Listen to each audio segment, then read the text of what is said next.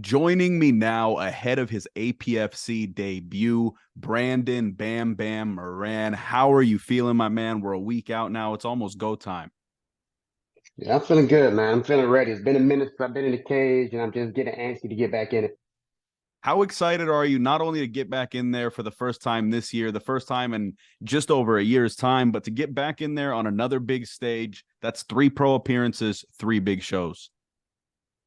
All right, man. It's another normal thing for what I had planned, man. I want to make it to the top, and I was blessed enough to be able to keep having this happen. It's safe to say activity's got to be something you're focused on after this one. If all things considered, you walk out of that cage healthy, is another one on the cards for 2023? Oh yes, yes. I want to at least get 2 more before the year's over with. 2 more. He's hungry for action, man. Switching gears a little bit. What do you know about your opponent? What have you seen about him? What do you think of him? He seems like an athletic, flashy guy. I've seen a lot of stuff I've watched on him. He prefers to strike, and hey, I'm down for it, baby. Do you have any predictions, or do you envision this fight playing out in any specific way? I got knockout or submission. Knockout or a submission, a finish could be in the cards for Hammond, Indiana. I want to ask, what made you jump into the gym and decide, hey, I'm going to become a fighter? And how far into that journey did you decide you're going to make a full-on go at making a career of it?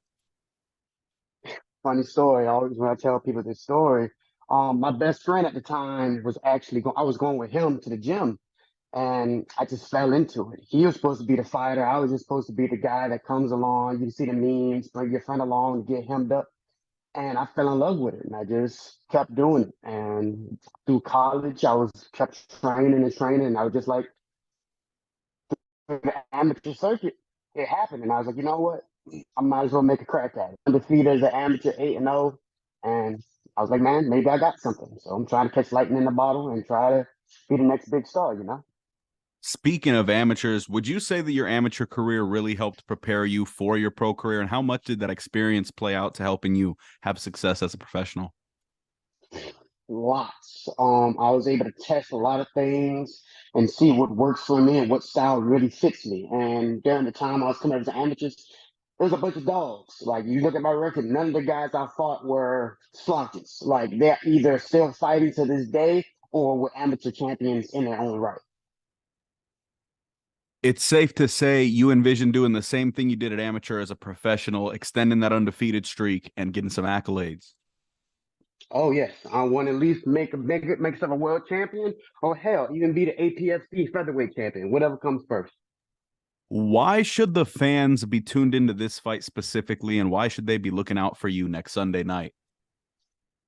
They should looking out for me because I put on wars, I put on bangers. I'm not sitting there and just trying to wrestle hump everybody. I'm not trying to do that. So if I take you down, it's going to be submission. For my BJJ fanatics, they're going to love it because it's going to be very systematic.